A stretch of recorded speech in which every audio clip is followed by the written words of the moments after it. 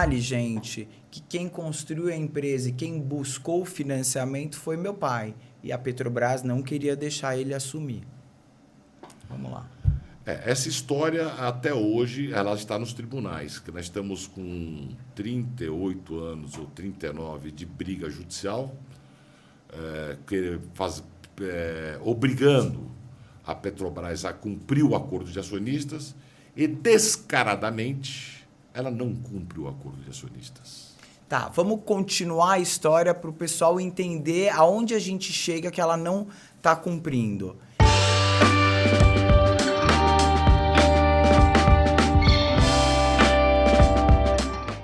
Olá! Hoje é dia de Pod Sem Censura e eu tô aqui com uma pessoa que vai contar a nossa história de família. O meu irmão mais velho, muito respeitado e meu porto seguro, Caio Gorenzweig. Obrigada. Obrigado a você por ter me chamado na sua nova empreitada. Estou à sua disposição, irmã mais nova, para poder explicar toda a nossa trajetória. Caio, a primeira pergunta que eu quero te fazer é o seguinte: quem é Caio Gorenzweig? Caio Gorenzweig é um filho da dona Cecília Gorenzweig, que é minha mãe, filho do Boris, que constituíram uma família maravilhosa, uma família de tradição israelita, judia. Ele nascido na Bahia, judeu, israelita, e minha mãe de São Paulo. Ele conheceu ela muito jovem e eu, já com 66 anos que tenho, eles se casaram, eu sou o filho mais velho, criaram 5 filhos, mamãe junto com ele, e o pai foi sempre um industrial que, desde o início da vida dele... Você nasceu no Bom Retiro e você era muito levado, né? Eu, apesar de ser filho do Boris, o Boris era o pai sempre foi um homem muito teimoso, né? Ele era de esquerda, ele era um comunista, não dá para acreditar, mas seu pai era um comunista. E vivia, depois de velho, ele foi fazer faculdade de Direito, se formou em São Paulo, no Mackenzie, foi orador da turma. E teve uma vida de sucesso. Você acha que você puxou muito ele por ser levado? Eu tinha as minhas razões, não sei se era porque na minha época era a época da porrada, era da briga, se brigava muito na rua, lá na Bahia principalmente, onde eu fui criado também, né? Muita briga. E isso aí pode ter me influenciado de alguma forma, enfim. Mas eu consegui, depois de 12, 13 anos de idade, trabalhar com ele. Ele me tirou dessa vida de participar de turmas, de brigas, essas coisas, e me botou dentro de uma empresa e me botou ordem para trabalhar. Aí você virou lutador da vida. Comecei muito cedo, com 13 anos, né, num fundo de quintal de uma fábrica que extrusava plástico. Ele construiu uma extrusorinha pequenininha e teu pai dava muita porrada em mim para ir trabalhar. Ele não queria, ele sabia que eu não gostava muito de estudar, então ele me obrigou a ir trabalhar. E eu comecei muito cedo com ele, sob a determinação total dele. E de lá ele me fez ser um homem, um empresário, e é isso que aconteceu comigo na minha infância. Como é que ele começou, Caio? Ele nasceu na Bahia, né? O papai. E como é que foi essa trajetória? Seu pai nasceu de uma família muito humilde, né? Nossa família era da Ucrânia por parte do pai. Ele saiu, seus avós fugiram de lá e pegaram um navio e foram parar na Bahia. E na Bahia foi que meu pai nasceu e ficou por lá. E de lá que ele começou a trabalhar, ajudar os pais a se sustentar, enfim, Ele a começou a sobreviver. Ele começou a vender máquina Hampton muito novo, né? Ele conseguiu, com 11 anos de idade, ele conseguiu um emprego lá na Bahia, na Hampton Ram, do Brasil. E ele teve um gerente dele, eu até me lembro, ele sempre nunca deixou de falar, que era Walter Winterstaub, que ensinou a ele a vida. Ele era um homem muito rigoroso e ensinou a vida a seu pai também a ser uma pessoa muito rigorosa. E você acha que essa forma que ele ensinou foi uma receita para o bolo dar certo? Totalmente. O bolo só deu certo com ele. A determinação, o trabalho e o cuidado com a família era a prioridade de seu pai. Ele nunca foi um homem da noite, um homem Ele era um homem de trabalho, de família, de trabalho, mais nada. Ele só fez isso na vida inteira dele. A vida inteira foi isso. Como ele veio parar em São Paulo? O seu pai, ele com 13 anos, ou 14, 13 anos, ele começou a ganhar dinheiro vendendo máquina de escrever na Bahia, que era um mercado muito restrito. Ele juntou um dinheirinho, comprou um carro, parece que ele foi sair com o carro, bateu o carro, veio a São Paulo buscar as peças do carro e conheceu a sua mãe numa festa, num bailinho à noite lá no bairro que os judeus moravam, lá no Bom Retiro. Se apaixonou pela sua mãe muito cedo, começou a namorar com ela, e daí foi que eles acabaram ficando, depois de algum tempo, juntos, né? Se casaram e constituíram uma família. Minha mãe tinha 15 anos quando ele conheceu ela, né? Ela tinha 15 anos de idade e era também uma judia russa, né? Bonita. E o pai se apaixonou por ela e ela nunca tinha saído de casa. Foi a primeira vez que ela saiu foi a um bailinho. E seu pai ficou apaixonado por ela e aí começaram a namorar. Ele na Bahia e ela em São Paulo. Trocavam cartas. Trocavam cartas. E aí ele veio para São Paulo, atrás da Cecília, minha mãe, e a vida dele começou. Como começou? Ele pediu transferência da empresa americana Hampton Ram para ser vendedor em São Paulo. Veio para São Paulo e começou a trabalhar como vendedor de máquina de escrever aqui. E daqui que ele começou a se desenvolver. Como o São Paulo já era o principal mercado do Brasil, ele começou a se dar bem. Ele começou a vender muita máquina de escrever, principalmente para os nossos patrícios no Bom Retiro. E ele começou a se desenvolver muito rápido. E dessa empresa, quer dizer, desse comércio, né, quer dizer, de vendedor, ele montou uma lojinha de máquina de escrever e, em seguida, ele comprou uma extrusora e começou a entrar no ramo de plástico. Como é que foi a história dessa primeira extrusora? Como é que começou isso? É muito interessante. Ele teve um cliente que comprou uma máquina de escrever e, naquela época, não se parcelava, como se dá um crédito hoje em boleto bancário, se parcelava no fio do bigode. E ele, num desses clientes, ele vendeu para pagar em 12 vezes, não sei quantas vezes, mas a história foi essa. E parece que essa pessoa, de repente, não pagou, enfim. Depois de algum tempo, ele também nunca cobrou, porque não se protestava, título, era totalmente diferente o mercado, as coisas. E um dia esse senhor foi na loja lá, fumando um charutão, e chegou com Impala na década de 60, 59, 60, 58, não me lembro bem. E chegou lá e falou: Boris, eu quero saber quanto que eu estou te devendo. E aí ele pegou o fichário dele e falou para essa pessoa que a dívida era X lá. Ele pegou um bolo de dinheiro e pagou as máquinas, e o pai ficou surpreso. Falou: pô, mas como é que esse homem ficou tão rico, tão rápido? Um carro cheio de dinheiro, fumando charuto. E ele falou para o pai: segredo, Boris, segredo. Descobri a América. Agora comecei a ganhar muito dinheiro. E esse senhor por acaso, ele estava...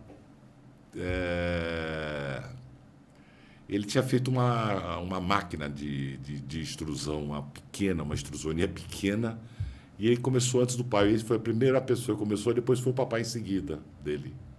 E aí o papai foi querer fazer o que ele estava fazendo. Não foi que o seu pai foi querer. O mundo é muito... As coisas acontecem na vida da gente, a gente nem às vezes espera, né? Esses mecânicos que construíram essa extrusora, eram 3 irmãos que eu conhecia, era bastante pequeno. Eles é que tinham construído a máquina para esse senhor. E quando eles foram comprar uma máquina na mão do seu pai, do nosso pai, eles ficaram amigos e conversa vai, conversa vem. E aí disseram que eles que tinham feito a extrusorinha para esse senhor. E aí seu pai falou, pô, mas eu também queria fazer uma extrusora dessa. E aí o seu pai queria, ele era um homem muito esperto, inteligente, ele queria saber como é que era, o que era extrusora, E aí o seu pai pegou o estoque de máquina de escrever que ele tinha. Ele não tinha dinheiro para fazer toda a construção dessa primeira máquina. Ele pegou o estoque dele que ele tinha de máquinas de escrever e propôs uma sociedade para essa oficina mecânica desses 3 irmãos que construíram extrusora Olga, eu me lembro bem, e propôs uma sociedade. E eles toparam. Então o pai entrou com a matéria-prima, que eram os ferros e tudo, e os 3 irmãos entraram com a mão de obra. E aí fizeram a segunda extrusora para o seu pai, que foi esses 3 irmãos que eu conheci bem. E como é que ele começou? Porque aí ele era sócio dos 3 irmãos.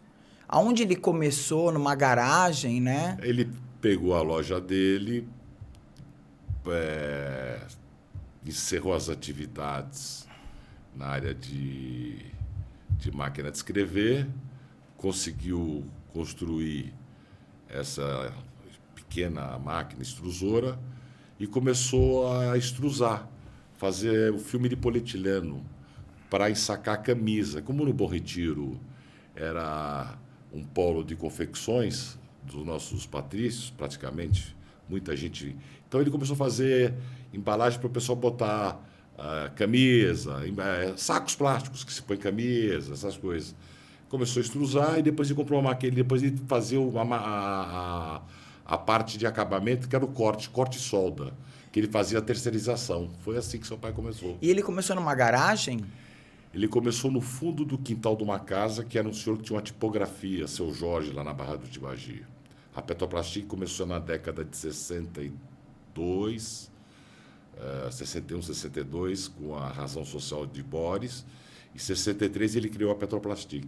Petroplastic, gente, era a empresa do meu pai que se tornou dona da Petroquímica Triunfo, que o Caio vai explicar tudo isso para vocês. E aí, Caio, então ele começou e foi crescendo. E aí ele montou uma fábrica maior? O plástico no Brasil estava começando nessa década e o mercado já era um mercado bastante promissor. E o que se produzia se vendia. E a produção da extrusora fez com que ele já em seguida comprasse a segunda extrusora. E ele com a segunda extrusora já tinha comprado a terceira extrusora. Então a ascensão foi muito rápida da Petroplastic. Ele começou a ficar muito grande. Na década de 70, nós passamos a ser a maior empresa de embalagens, a maior transformadora do Brasil de polietileno. E aí ele começou a ter dificuldade, a indústria petroquímica não existia no Brasil, e ele começou a ter dificuldade em importar matéria-prima, né? Não, na realidade existia uma planta de polietileno aqui no Brasil, que era da União Carbide, em Cubatão, uma planta incipiente, uma planta pequenininha, que não dava conta de suprir o mercado nacional. E era o sistema de comercialização dessa empresa americana era por cotas.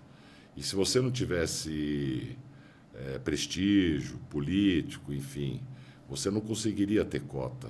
Eles escolhiam para quem eles davam a cota de polietileno. Já nessa época já tinha algumas fábricas que estavam se surgindo de plástico. Depois da gente, né?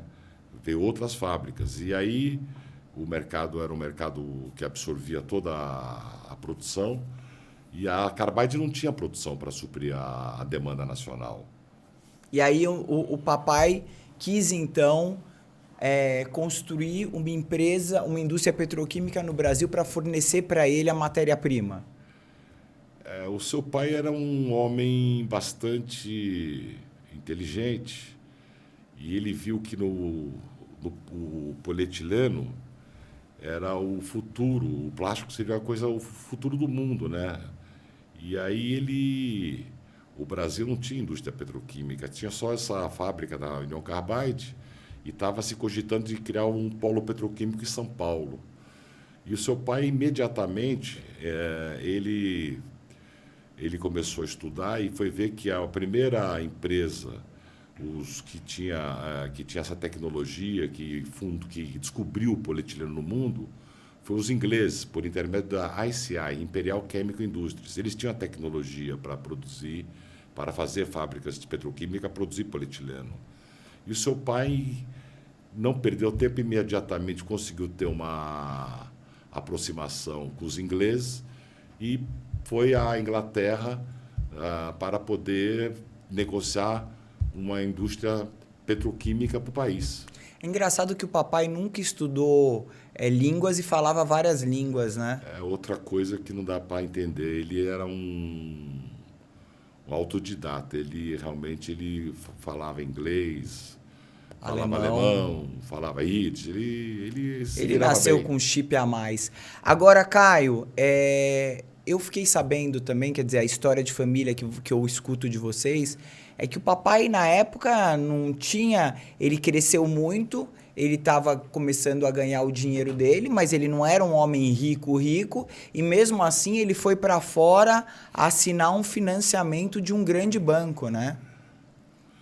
Não, o seu pai conseguiu um pacote com os ingleses, depois de uma negociação bastante demorada, de trazer um projeto turnkey, uma indústria petroquímica com central de matérias-primas, que é a primeira geração, segunda geração, e um pacote também financeiro de financiamento dos Lazar Brothers e dos Rothschilds, que fizeram um pacote. A ICI fez um pacote para que se instalasse então a indústria petroquímica nacional, de controle nacional obrigatório. E como é que foi essa história com o Geisel? Porque o Geisel estava no poder, né?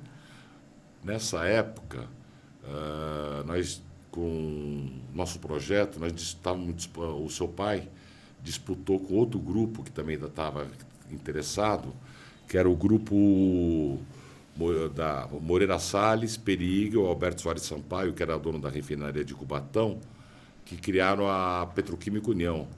Nós disputamos com esse grupo o nosso projeto e eles ganharam. Jogo político. Eles tinham uma força muito grande política e nós aí perdemos essa chance de fazer o polo petroquímico de São Paulo. Meu pai, seu pai, nunca se corrompeu. Ensinou a gente a nunca se corromper. Você acha que ele foi, por isso, muito perseguido politicamente? Nessa época não existia esse jogo violento que nós estamos vivendo de corrupção. As coisas eram mais certas. Tinha jogo político, mas não dessa forma violenta que nós estamos enfrentando hoje no Brasil. Era totalmente diferente. Não existia esse negócio de corrupção. Eu, desde pequeno, ao lado dele, nunca vi nenhum ato de corrupção que seu pai cometeu, ou um favor, alguma coisa. A gente criava... Seu pai era um cara querido. Ele se formou em Direito e ele acreditava que o direito era o caminho, né? Ele era um homem do direito, né? Ele sempre acreditou no direito, nas leis, no poder judiciário, enfim, eu acho que qualquer estrutura jurídica tem que se acreditar em qualquer país, quer dizer, um país não pode não ter Uma legislação. uma não, o país tem que ter uma obrigatoriedade de se respeitar as leis, quer dizer, é o princípio do direito é que se respeite as leis. Exatamente. Então, a gente construiu tudo baseado em leis. Em Não leis. foi nada feito a revelia, nada, foi tudo indústria petroquímica. Tinha que ter autorização de governo para construir. E como é que foi isso nessa época? O seu pai começou a trabalhar, quando ele perdeu o polo petroquímico para esse grupo privado, né? Volta um pouco, para as pessoas entenderem. A gente estava na fase de que ele trouxe o projeto e o primeiro projeto ele perdeu para esse grupo, certo? E aí depois, como é que foi depois disso? Quem definiu nessa época que o grupo que ficaria com São Paulo foi o Roberto Campos, que era um político muito importante, um político de direita, que era muito ligado a esse grupo do Moreira Salles, do Perigo e do Alberto Soares Sampaio. Nós não tínhamos essa proteção política, vamos dizer assim. E essa implantação do polo petroquímico de São Paulo, ela se deu totalmente à iniciativa privada. A Petrobras não participou de nada disso. Era uma planta do papai, essa planta Não, de não São era do Paulo? pai. Era uma planta que foi desenvolvida pela iniciativa privada, totalmente. A Petrobras nem sabe, nunca se meteu em área de petroquímica e nada. E nem a legislação não permite até hoje. Quer dizer, ela entrou depois nisso aí. Como é que foi? Como é que foi depois disso? O que aconteceu? Indústria de petroquímica, a concentração de capital é violentíssima, é muito grande. Um projeto para se fazer uma central de matérias-primas, para se constituir um polo petroquímico, é bilhões de dólares, não é coisa para qualquer um. Então, se você não tem uma autorização. O Brasil não tinha empresários que tivessem poder econômico para construir sozinho uma indústria petroquímica. Nenhum empresário. E o seu pai, sabedor dessa questão, ele é que idealizou, por ser advogado, ele é que idealizou todo o plano jurídico para se constituir a indústria petroquímica brasileira, de capital nacional.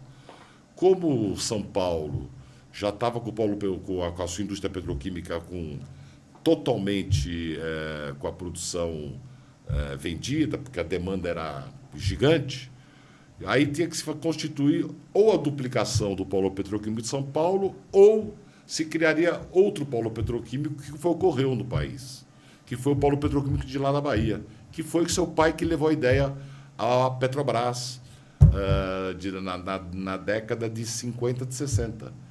Porque a Petrobras ela é a única empresa que tinha poder econômico para poder constituir um polo petroquímico.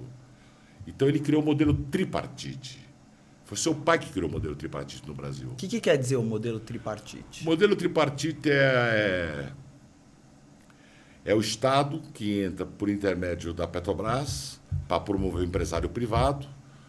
O estrangeiro, que nós não tínhamos tecnologia para a indústria petroquímica, para produzir PVC, polipropileno, polietileno de alta, polietileno de baixa, polietileno linear, poliestireno. E tem as empresas que já tinham essas tecnologias no mundo. Então, o que foi? Foi uma mescla, ele fez uma mistura, ele trouxe essas empresas que já tinham tecnologia, eles entravam com a tecnologia, essas multinacionais, que seria um terço. Começou o modelo tripartite começou um terço de cada, no capital das empresas, um terço cada participante, cada acionista. Então, um terço era da iniciativa privada brasileira, que era selecionada pelo governo, que na época era dos militares, era do general Geisel, que pelo segundo Plano Nacional de Desenvolvimento Econômico, ele que criou, pela Lei 6151, essa questão de fazer o polo da Bahia. Então, um terço no modelo tripartite era da iniciativa privada, um terço da Petrobras, por intermédio de uma subsidiária que era a Petroquisa, e outro terço era da empresa estrangeira que fornecia tecnologia. Certo. Então, depois do polo de São Paulo, foi feito o polo da Bahia. E por que meu pai não entrou no polo da Bahia? Seu pai não entrou, não. Seu pai fez, ele viabilizou o polo petroquímico da Bahia, mas depois, por questões políticas, ele foi expulso de lá. E como é que foi essa história? O seu pai ficou com nós ficamos, né? Eu participei disso desde o início, acompanhei, para e passo toda essa questão nossa, e nós ficamos responsáveis de fazer a fábrica de polietileno lá na Bahia, que era a Petroquímica Nacional, e que nós disputamos com outro grupo de lá da Bahia, que foi o grupo Politeno, que era uma sociedade dos japoneses, da Sumitomo, que era tecnologia, da Seito, tinha o Ângelo Calmon de Sá, tinha o próprio Pfeffer, que seu pai que introduziu o seu Leon Pfeffer na indústria petroquímica do país. E depois, no Bahia passa, o Antônio Carlos Magalhães, lá o governador da Bahia, resolveu que ficaria só os grupos baianos lá em Salvador, lá na Bahia. Então, ele foi botado de lado e aí nós perdemos a oportunidade de ficar lá na Bahia, no Polo Petroquímico de Salvador, lá na Bahia. Aí tiraram meu pai da Bahia. E como é que surgiu o Polo Petroquímico do Rio Grande do Sul, a Petroquímica Triunfo? Bom, quando o Polo Petroquímico a Copene e as empresas de segunda geração começaram a produzir lá em Salvador, lá na Bahia, foi um sucesso absoluto. Quer dizer, o retorno do capital investido dessas empresas, empresas de 100, 200 milhões de dólares, as empresas de segunda geração, elas tinham um retorno do capital investido em um ano e meio. Quer dizer, era uma barbaridade a amortização do empreendimento. Mas aí na década de 70 para 80, veio uma crise muito grande e já estava determinado que se constituiria o terceiro polo petroquímico pelo governo Geisel, pelo governo militar do Geisel, para poder corrigir os desequilíbrios regionais. Então, o grupo de São Paulo ficaria com o polo de São Paulo, a Bahia tinha os grupos empresariais que foram escolhidos, selecionados pelo governo Geisel, pelo CDI, pelo Ministério da Indústria e Comércio, que ali ficaram, lá na Bahia, Mariane, Ângelo Calmon de Sá, Odebrecht e alguns outros mais, Rosenberg, Pfeffer, algumas outras empresas. E no Rio Grande do Sul, ficou determinado que se constituiria o Rio Grande do Sul em seguida para poder o Brasil crescer de uma forma equilibrada. Polo petroquímico, esses polos petroquímicos, são polos de desenvolvimento econômico e social. É de lá que se faz todas as matérias-primas da modernidade, quer dizer, tudo que é tipo de plástico. Hoje tudo é plástico, tudo é super importante esses polos petroquímicos. Por quê? De polo petroquímico faz fertilizante, faz tudo. A economia necessita da petroquímica, é o principal produto. Ele substituiu as velhas matérias-primas, vidros, aço, ferro. Foi tudo sendo substituído por plásticos. Garrafa de PET, tudo é plástico. Então, são polos de desenvolvimento econômico e social. Onde eles são instalados, as regiões, elas crescem. Certo. E aí, como é que foi essa história do papai com a Petroquímica Triunfo? Como é que nasceu? Depois de ele ter trabalhado muito e ter participado da implantação de São Paulo, ter sido escanteado, ter viabilizado o polo petroquímico da Bahia, ter sido escanteado do jogo político. Aí ele teve quando deu a crise de 70 para 80 do petróleo, a petroquímica lá no Rio Grande do Sul já estava começando a se formatar. E aí a Petrobras chamou seu pai, chamou lá, e tendo em vista que os grupos recuaram, não quiseram fazer o polo lá do Sul, então eles deram oportunidade ao seu pai de constituir, viabilizar o polo petroquímico lá do Rio Grande do Sul.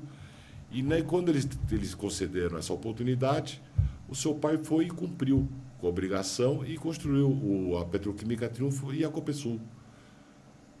Certo. Aí ele começa a construção, constrói desde o primeiro tijolo, né? E aí o que começa a acontecer daí para frente? Primeiro a saída da Toshimi francesa, né? Não, ele constituiu em dezembro de 79 a Petroquímica Triunfo. Eram 4 sócios, a Petroquisa tinha 25%. O sócio francês, que era o Grupo Elfa Aquitaine, por intermédio de uma subsidiária que tinha a indústria petroquímica, a Toshimi, ficou com 25%, eram os fornecedores de tecnologia. Os outros 25%, por uma questão de desenvolvimento dos empresários regionais do Rio Grande do Sul, o governo federal escolheu que ficasse a Petroaplub, lá no Rio Grande do Sul, e a Petroplastic ficaria com os outros 25%. Aí se constituía a Triunfo. E a Petrobras? A Petrobras ficou com 25%. Ela entrou como promotora da iniciativa privada, como assim também participava lá na Bahia, nas indústrias com os outros empresários, que Entendi. foram selecionados pelo governo. Entendi. E aí como é que foi o caminhar disso? Bom, o caminhar disso foi um descaminho total, infelizmente. Começou um jogo político de que não se deixasse viabilizar a Petroquímica Triunfo. No Rio Grande do Sul, o nosso compromisso com o governo federal era de aportar 40% de capital próprio e 60% sendo financiado pelo BNDES. Aí começa o nosso grande problema. Quer dizer,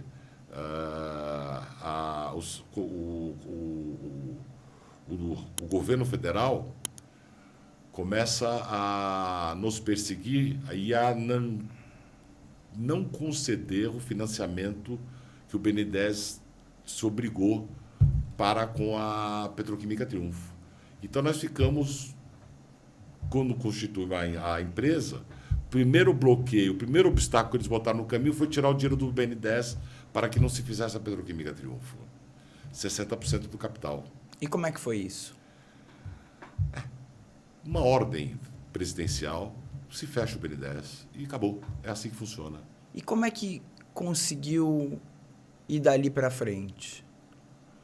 Seu pai, muito inteligente, quando eles já constituída a Petroquímica Triunfo, com a equipe que ele tinha escolhido, técnicos muito espetaculares da Petrobras, ele escolheu a dedo, ele já conhecia a tecnologia, já conhecia profundamente plástico, já tinha frequentado a vida inteira as maiores feiras, as maiores indústrias, as maiores petroquímicas do mundo, da Alquímica, BASF, CDF Chimie, todas. Então, o pai já era um profissional mais gabaritado do país. Não tinha ninguém no setor que estava no setor petroquímico que entendesse tanto de petroquímica quanto o nosso pai. Ele virou um técnico mesmo, virou um homem que estudava muito, muito, muito. E o que ele fez? Quando negaram o financiamento do BNDES a Triunfo, o seu pai foi bater na porta do IFC, do International Finance Corporation, que é uma subsidiária do Banco Mundial, e ele ali conseguiu os 60% e viabilizou a Petroquímica Triunfo. Ele conseguiu um financiamento que viabilizou A construção a da empresa. construção da empresa lá do Rio Grande do Sul. E aí? Aí eles começam a construir a empresa por um financiamento que foi Aí nós do tivemos meu pai. aí seu pai conseguiu esse financiamento, ele deu aval pessoal dele, da sua mãe, para tirar esse financiamento. Botou todo o patrimônio que ele tinha em garantia, até a galinha que ele tinha no quintal da casa dele, botou em garantia, acreditava no negócio e viabilizou. Construiu a Petroquímica Triunfo com a equipe ali que ele constituiu no Rio de Janeiro.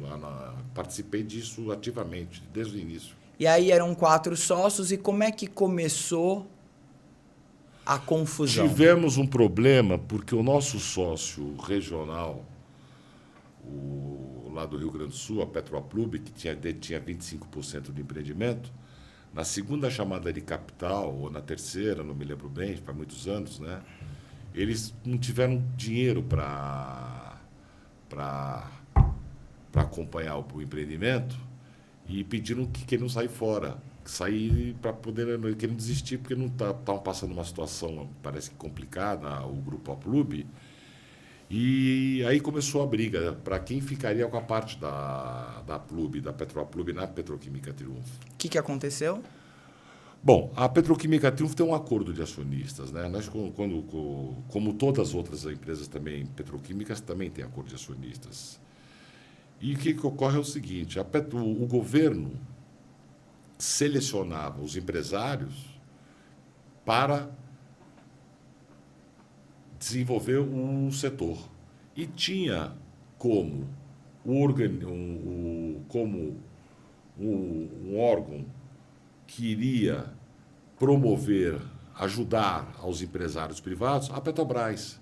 Foi-se criada uma subsidiária dentro da Petrobras, chamada Petroquisa, Petrobras Química S.A. Essa Petroquisa, ela entrava no empreendimento para promover os empresários privados. Então, o papel da Petroquisa é de promotora da iniciativa privada, nacional, brasileira. Petroquisa é a Petrobras, né? Petroquisa é a Petrobras, era a Petrobras Química, porque ela foi extinta. Petrobras Química S.A., quer dizer, se criou dentro da Petrobras uma subsidiária que apoiaria os empresários que ali que foram selecionados pelo governo para constituir os empresários nacionais, que queriam. O governo estava ajudando que o Brasil criasse empresários brasileiros, nacionais, para ter as indústrias petroquímicas. Sim. Lá da Bahia, de São Paulo e do Rio Grande do Sul. Sim. Foi isso. O plano é esse que foi montado. E aí bom, sai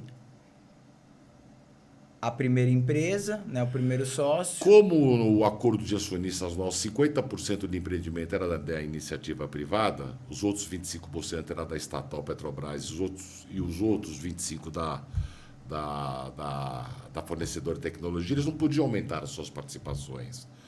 Então, nos 50% da iniciativa privada, caberia a gente, pelo direito de preferência, ficar com a parte da Petroplub. Aí começou a Petrobras a criar um litígio com a Petroplastic para que a Petroplastic não assumisse a parte da Petroplub e ficasse com 50% do empreendimento. Detalhe, gente, que quem construiu a empresa e quem buscou o financiamento foi meu pai. E a Petrobras não queria deixar ele assumir. Vamos lá. Essa história, até hoje, ela está nos tribunais, que nós estamos com 38 anos ou 39 de briga judicial, obrigando a Petrobras a cumprir o acordo de acionistas e, descaradamente, ela não cumpre o acordo de acionistas. Tá, vamos continuar a história para o pessoal entender aonde a gente chega que ela não está cumprindo. Então tá, aí sai a Petroapub, começa essa briga de Petroquisa na época, que é a Petrobras, com o papai. E como é que isso andou? Bom, nós entramos tendo em vista que a Petrobras não cumpria o acordo de acionistas, Em 85, nós entramos com uma ação no Rio Grande do Sul para dar cumprimento ao acordo de acionistas, uma ação judicial para que a Petrobras respeitasse o acordo de acionistas. E nós ganhamos essa ação. Nós ganhamos em 92, assumimos o controle da companhia e, nesse momento, a empresa estrangeira também que estava desrespeitando, fez acordo de voto com a Petrobras para que não se cumprisse o acordo, a empresa francesa, Elfa Aquitaine, que era uma empresa estatal, francesa tanto quanto a Petrobras é uma estatal brasileira, não cumpriu o acordo, nós fomos chamados na França e o presidente na época, que fomos lá, inclusive quem nos acompanhou foi o conselheiro também, o jurista, que era nosso conselheiro, Paulo Brossat de Souza Pinto. Grande Paulo Brossat. O Paulo Brossat nos acompanhou, o ministro Paulo Brossat, e nós fomos lá para resolver a questão com a empresa francesa, uma vez que ela também não estava cumprindo o acordo de acionistas e ela tinha botado a posição dela à venda, porque ela não queria participar do litígio. Ela falou, eu não quero ficar em briga, litígio, eu quero me retirar da empresa. E nós fomos lá visitar, era o senhor Péchal, no Cordemim, Péchal, que era o presidente. Nós fomos a essa reunião lá na França e fomos para comprar a posição da Tochimi, da Toquem, e fechamos negócio com ele. Ficamos com a posição, compramos a posição dele, saímos de lá comprados com a posição dele e voltamos para o Brasil. E aí o que aconteceu? Estranhamente, quando chegamos ao Brasil, recebemos um telefonema do Peixado dizendo que eles estavam proibidos de vender para a gente, porque a Petrobras tinha entrado em contato com eles e que não era para vender a posição da Ator Chimie, Atoquem, era Ator Chimie, virou Atoquem, francesa, que era do Grupo Elf, que estavam proibidos de vender a posição deles para a gente. E aí eles não tinham o que fazer, eles não tinham como... Mas assim, eles queriam sair de qualquer jeito e ficaram presos pela Petrobras para que não saíssem da posição até que a Petrobras ia resolver a questão. Essa que foi o fato que ocorreu na época foi esse. E como resolveu essa questão? Nós fomos à Petrobras e ela estava sendo dirigida ainda pelo governo pelo Paulo Vieira Belotti e tinha ordens expressas que não poderia passar a posição da empresa francesa para a Petroplastic, porque se ela ia ficar muito forte, ela ia dominar o setor. Então, ordens superiores proibiam que a Petrobras não se entregasse a posição da Tochimi para a Petroplastic. E aí vocês ganham isso na justiça? Aí nós discutimos isso, em 92 nós conseguimos então ganhar, ficamos com a posição da Petroplub e aí a empresa francesa chegou o momento que ela não estava mais aguentando, nós fomos chamados pela segunda vez na França e o Peixal falou abertamente, falou, não posso ir contra uma determinação de uma empresa estatal brasileira, porque nós também somos uma empresa estatal francesa e eles não querem que venda para vocês, mas aí nós arrumamos uma solução que eu não sei se o senhor vai gostar, que seria substituir a nossa empresa por uma empresa americana que tem tecnologia, que é muito boa, que é a Dow Química. E aí substituíram? O teu pai não gostou muito da ideia, porque a Dow Química não era uma empresa confiável. Ele já conhecia a Dow Química de muitos anos. Ele saiu dessa reunião muito ressabiado, né? E muito preocupado. Eu estava ao lado e fomos procurados pela Dow aqui em São Paulo. era o presidente, o Ernesto Ramon, fomos para uma reunião, um jantar, e uma empresa altamente corporativa, nunca teve sociedade com uma empresa familiar, e o Boris não queria a Dow Química no empreendimento. E aí, mas a Dow entra. E aí, o que acontece? A Dow, ela não entrou, né? Ela fez Ela combinou... Nós não autorizamos a Dow Química a entrar, mas como nós tínhamos acabado de obter a duplicação da Triunfo no governo Sarney, tínhamos que duplicar ela com a tecnologia mais recente, que era o polietileno linear. A Dow tinha a melhor tecnologia na época, que era desse polietileno linear, que é uma coisa muito simples. Hoje, o que é o polietileno linear? Todo esse filmezinho pequeno que protege alimentos, e enfim, pallet, é bem fininho, que ele tem até cola. Esse é o tal do polietileno linear. A Dow conseguiu desenvolver essa tecnologia e começou a ganhar bilhões de dólares no mundo. Mas ela era detentora da tecnologia e ela não queria passar para ninguém. E como nós ficamos numa situação muito embaraçosa, o seu pai falou o seguinte: então, já que a Dow quer entrar, então ela que me forneça a tecnologia para me duplicar a minha indústria com essa tecnologia. Ela vai ficar sócia minoritária permanente. Se ela quiser topar, eu estava nessa reunião com a Dow Química, né? Já não era nem mais o Ernesto Ramon, mas era o Oscar Americano, que era o que assumiu a presidência da Dow aqui no Brasil. Ele era o presidente latino-americano, ficava em Miami, em Coral Gables. Ele veio para cá e nós falamos abertamente com ele: olha, se vocês quiserem entrar, vai ter que entrar na forma que nós queremos. Vai ficar sócio minoritário com 25%, transfere a tecnologia do linear e tudo bem. Seria uma saída. Ficamos ficamos travados, porque tinha uma questão política dentro da Petrobras que não deixava a gente assumir a parte da PRUB. Nós tivemos que entrar em juízo e depois tivemos o problema da substituição da empresa estrangeira na Petroquímica Triunfo. Quer dizer, o francês foi embora. Ele falou: não vou ficar mais de jeito nenhum. Ele não queria mais ficar lá porque ele nos disse lá na França que o investimento no Brasil do grupo era muito pequeno e que o investimento que eles tinham na Petroquímica Triunfo estava dando a maior dor de cabeça para o grupo Elf no mundo.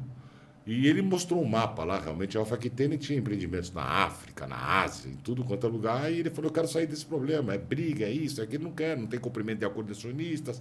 A Petrobras quer acabar com vocês. E eu não quero participar disso, Boris. Eu estou fora. Você foi um homem correto com a gente, levou a gente e tal, mas o jogo está muito sujo lá, eu quero me retirar. E arrumar um jeito de botar a Dow Química dentro do negócio. Só que a Dow Química... não trouxe a tecnologia. A Dow Química não... A Dow Química fez uma empresa na Suíça. Eles deram uma laranjada, vamos dizer assim. A Dow um dia aparece no conselho da Petroquímica Triunfo se dizendo que era a Toquem. Nós botamos isso para fora. Eles não eram... Já a Dow entrou com permissão da Petrobras na Petroquímica Triunfo, num arranjo por debaixo da mesa. De repente, chego lá, está lá, a Dow dentro da companhia no conselho. Nós não aceitamos a empresa lá porque não tinha autorização nossa para entrar. E aí começa uma guerra sem fim. Uma briga que até hoje nós estamos brigando. Tá, e agora eu quero que você explique, Caio, como foi essa... Como andou essa guerra e como está andando essa guerra. As pessoas perguntam direto, as pessoas querem saber o que está acontecendo. Onde foi a sacanagem no meio de tudo isso? Bom, aqui é o seguinte. Nós temos um problema aqui, é o seguinte. Industrial é um segmento, quando a pessoa é industrial, que faz uma fábrica, que faz qualquer tipo de Pode ser de base, mas é industrial. Ele tem na veia dele sangue de industrial. E outra coisa é quando você é um empreiteiro, acho que aí é o grande choque da indústria petroquímica. Quando você é um empreiteiro, que você é um fazedor de obras públicas, enfim, você cria uma vinculação de relacionamento com esquemas de políticos para poder construir estradas, para poder... Não vou falar mal do empreiteiro, mas ele é quase que obrigado a entrar num... Ele é obrigado a entrar num esquema político. Num esquema que acho que faltou na gente foi exatamente essa questão, esse choque entre o empresário, o industrial político e o empreiteiro. Quer dizer, nós estávamos sócios de uma empresa pública, uma empresa estatal, que tinha que cumprir um acordo de acionistas. O seu pai e nem eu nunca trabalhamos com esquema de propina, vamos dizer claramente. Quer dizer, se não pagar propina, não tem obra. E tínhamos no setor empresários da área petroquímica muito bons. Respeitados. Muito bons. Nós tínhamos o Grupo Pfeffer, que hoje é a maior empresa de papel do mundo. Nós tínhamos banqueiros, família Mariani, família Calmon de Sá, Banco Econômico, que não conseguiram se prosperar. Mas eram famílias respeitadas. Mas eram industriais, banqueiros, enfim. Tinha uma convivência razoável no modo de agir, de pensar. Quer dizer... Era uma concorrência leal, né, Caio? Era uma concorrência que era boa, leal para o país. Quer dizer, tinha as empresas que concorriam, tinha uma concorrência leal e tinha oferta de produto de empresas diferentes. Quer dizer, tinha as empresas de lá da Bahia, as empresas de São Paulo e as empresas também do Rio Grande do Sul, que tinha um grupo muito bom, o Grupo Ipiranga. Tinha outro grupo lá, que era o Grupo Elvebra, que fazia o polipropileno. Tinha o Grupo Petoplastic, que estava lá responsável pelo polietileno de baixa densidade. Quer dizer, nós tínhamos empresas que poderiam suprir o mercado e você ter opção de escolha. E o que ocorreu, leal. Uma concorrência razoável, porque petroquímica não é quitanda, não é que você abre 1.000... São Paulo petroquímicos. Então, o Polo de São Paulo estava definido pelos grupos que foram selecionados pelo governo federal, que não seriam os mesmos dos grupos da Bahia, que a Bahia também não seria o mesmo do grupo do Rio Grande do Sul. Quer dizer, nós tínhamos uma concorrência, como você está dizendo, uma concorrência leal, uma concorrência boa, sadia para o país. Óbvio, tudo tem que ter concorrência, né, Caio? Então era bom. Então, como essa família Odebrecht, da qual nós já vemos nos confrontando há mais de 40 ou 50 anos, eles sempre tiveram sempre quiseram ser os dominadores da indústria petroquímica, o monopólio, desde que eles constituíram lá na Bahia. Mas foi piorando, né? Porque eu lembro que o papai falava que o mais velho, que eu não lembro, não era uma pessoa tão assim megalomaníaca. Não, eles sempre tiveram, o seu pai sempre disse que era um grupo megalomaníaco e se demonstrou no decorrer dos anos de que eles são megalomaníacos, eles são são empreiteiros, têm um esquema político na mão violento. Eu não gostaria de mencionar nomes e nem ninguém, mas tá aí, né, a operação que teve aí recentemente, mostrou quem são eles. Eles conseguiram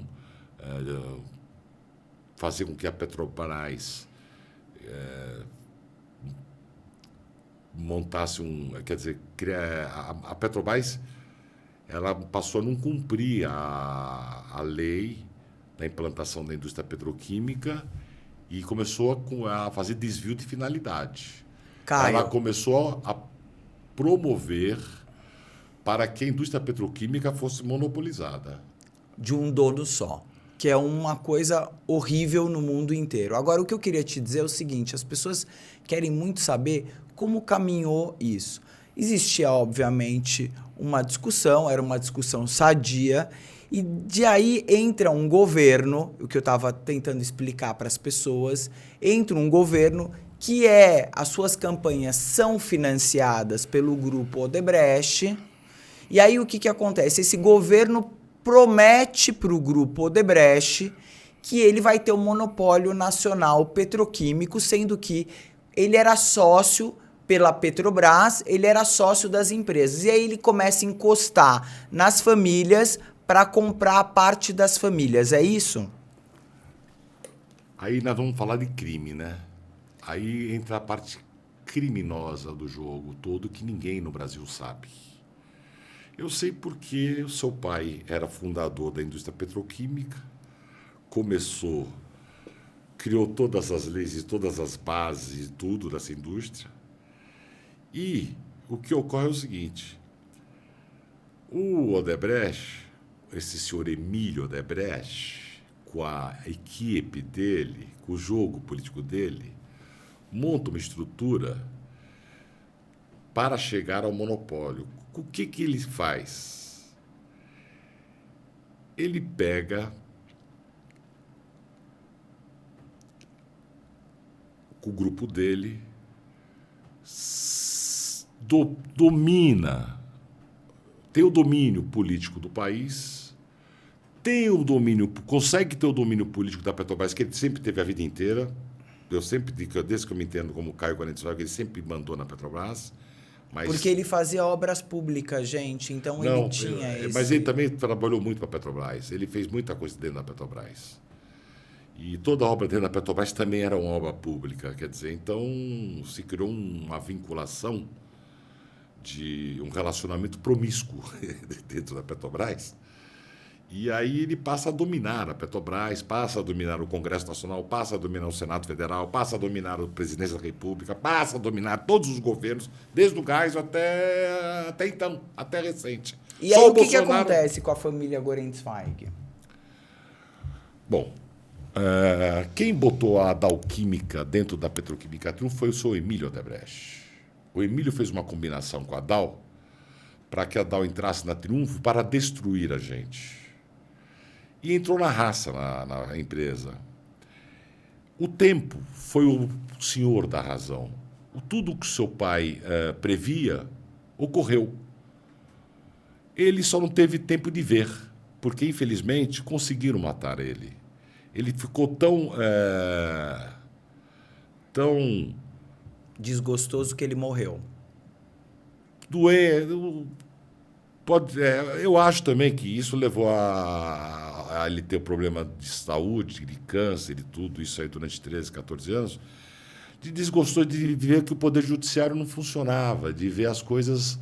Porque ele era um homem muito legalista. Ele acreditava muito no Poder Judiciário. Não, ele acreditava nas leis. Exatamente. Nas leis. No Judiciário, eu não sei o que está acontecendo, mas nós estamos com um problema. Mas as leis existem para serem cumpridas. Elas têm que ser cumpridas. Elas são obrigadas a serem cumpridas. Os ministros que estão aí são pagos para cumprir as leis. Eles têm a obrigação de cumprir as leis. Eles não podem fazer política, não podem entrar em jogo político, não podem dar razão, não podem. Não pode. É o que está acontecendo nesse país. Caio, conta pra gente o que aconteceu no final. A Odebrecht financia a pessoa que ganha as eleições. E aí, como é que tomaram a empresa? Bom, a Odebrecht... A gente já sabia de tudo isso, Valéria. Desculpa, Valéria, não. Valéria é minha outra irmã, tá? Valéria, a gente já tinha todo esse mapeamento do jogo que corria. Seu pai várias vezes acusou de forma abafada o jogo que ali estava ocorrendo. E eu também vi isso de perto, porque eu frequentei a minha vida inteira Brasília, fiquei 40 anos toda semana indo a Brasília e voltando, porque tinha que ter relacionamento com políticos, por ser sócio da Petrobras. Que nunca foi o forte do papai, né? Não Ele foi, nunca mas gostou. eu tinha uma relação boa, eu tinha lá que conversar, enfim. É uma empresa estatal. Mal ou bem, quem é que faz que nomeia a diretoria é a União Federal. Por intermédio da União Federal, que tem a maioria do capital, que constitui. Então, a gente frequentava lá. E frequentava a Petrobras, frequentava sempre, toda semana. Então, muita dificuldade. O que, no decorrer desse período, eu percebi foi que realmente estava todo mundo na mão do Odebrecht. E aí, por que essa força toda do Odebrecht? De onde que vem todo esse dinheiro do Odebrecht? De onde é que tem essa monstruosidade do Odebrecht? De onde... É esquema de ele mandar na Petrobras. Quer dizer, tem uma empresa de uma família privada que manda numa estatal. Há anos. Há anos. E com isso, o que aconteceu? Essa família, na pessoa do seu Emílio Odebrecht, o filho do Marcelo, para mim é um Zé Ninguém. Ele não sabe de nada, ele é um menino novo, ele entrou de gaiato. Que tem o seguinte, resolve-se que a petroquímica vai ser de um monopólio. Como é que eles vão para conquistar esse monopólio? Tem uma lei criada em 1974, que é da implantação da indústria petroquímica nacional pelo governo militar do Geisel, Presidência da República. Ela é que definiu de aprovar o segundo PND e criar a Lei 6151. Cria-se as bases da indústria petroquímica do Brasil. Então, são polos petroquímicos interdependentes, um vai disputar com o outro. O Emílio Odebrecht entra no governo anterior ao Bolsonaro com um ato de concentração no CAD para que se aprove a concentração da indústria petroquímica nacional toda na mão de duas empresas. Concorrência desleal. Então, o que eles fazem? A Petrobras compra os ativos da Ipiranga, da Suzano, da Unipar, o Polo Petroquímico de Paulínia, e ativos esses privados. Compra das famílias, que passa a ser ativo da Petrobras. Que passa para a Braskem. Não, que passa para a Petrobras. E depois? Em seguida, a Petrobras vai para uma assembleia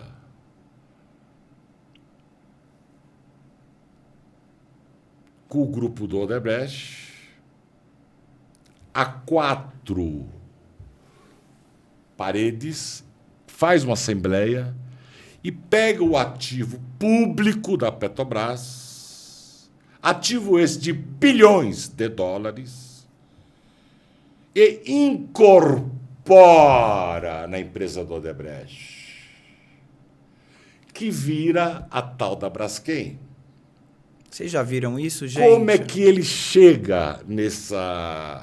Como é que essa empresa, esse empreiteiro, esse homem mais esperto do mundo, o maior do patrimônio público, vou me conter aqui. Ele era para estar em outro lugar, era para estar em outro lugar. Brasileiros, me escutem, acordem. Ninguém fala nada nesse Brasil, todo mundo tem medo. Eu não sei o que ocorre, eu não sei o que acontece. Pegaram o ativo do povo brasileiro, da Petrobras, de bilhões de dólares. Levaram para uma assembleia e passaram para a empresa que é constituída nesse momento do seu Emílio Odebrecht, porque até então o CAD aprovou que ficasse 2 empresas, criasse o duopólio do setor petroquímico. O CAD, que é o Conselho Administrativo de Defesa Econômica, ele aprova a concentração. É o contrário de tudo. Que o CAD foi feito para que não houvesse monopólio nem duopólio. Eles passam por cima da lei que foi aprovada pelo Congresso Nacional, em um ato administrativo, jogam a lei no lixo, pegam o ativo da Petrobras, fazem assembleia, engolem a Unipar, esse sobrinho da família Gaia, que é um picareta, esse Frank Gaia, desculpe, não é Frank Sá, compra esse rapazinho que fica andando de Global Star aí para cima e para baixo, passa a família para trás, engloba a Unipar, que virou 4 na Odebrecht, e depois pega os ativos da Petrobras inteiro e levam para constituir a Braskem. Puta crime, um crime. Gente, eles pegam violento. um ativo que é do povo e passam para uma família. Como é que foi? Como é que se deu essa questão? Como é que se tirou as famílias do negócio? Ipiranga, Petrobras pagou 5 bilhões de dólares. Pfeffer, Suzano Petroquímica, 4,1 bilhões de reais. Unipar, 3 não sei quantos bilhões. Foi bilhão para lá, foi uma bilhão que não acaba mais. E na hora que chegar na Triunfo... Como nós não queríamos vender a nossa como uma empresa, o que o governo fez em 2014? Não, desculpe, 2004. A Dalquímica, combinada no meio da brigalhada toda da Petroquímica Triunfo, veio uma ordem lá de cima para a Dal ir embora.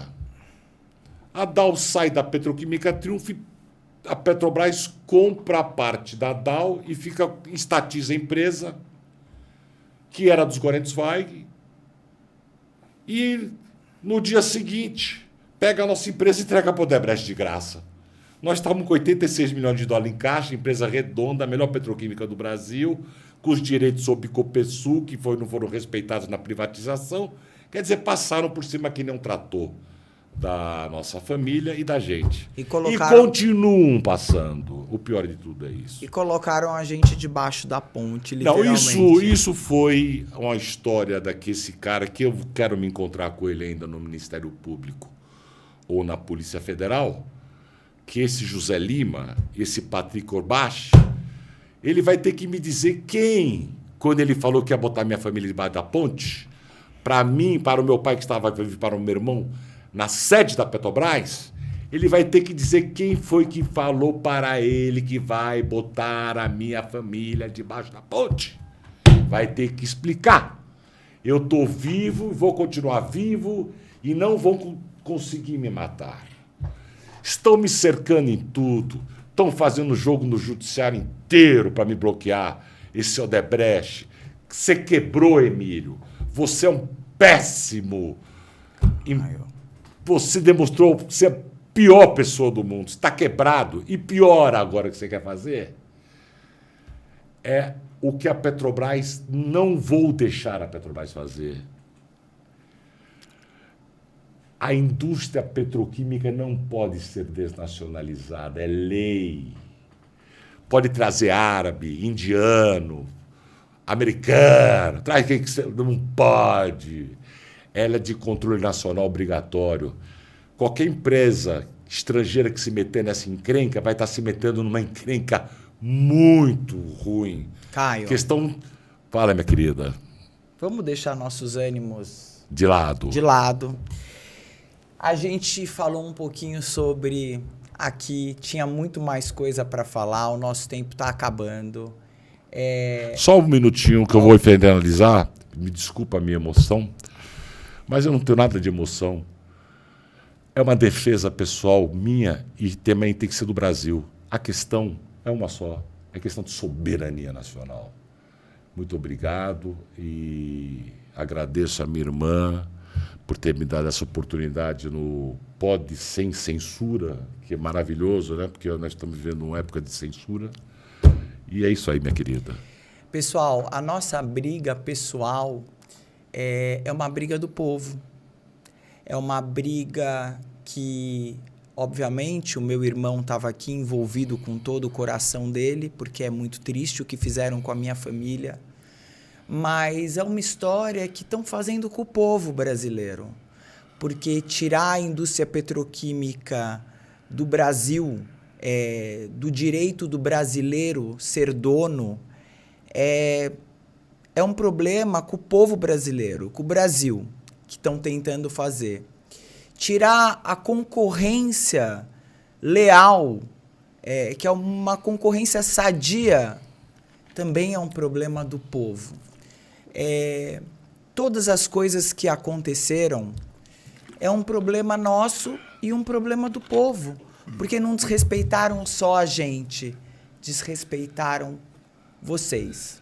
Então, se vocês puderem compartilhar essa história de coração, eu agradeço.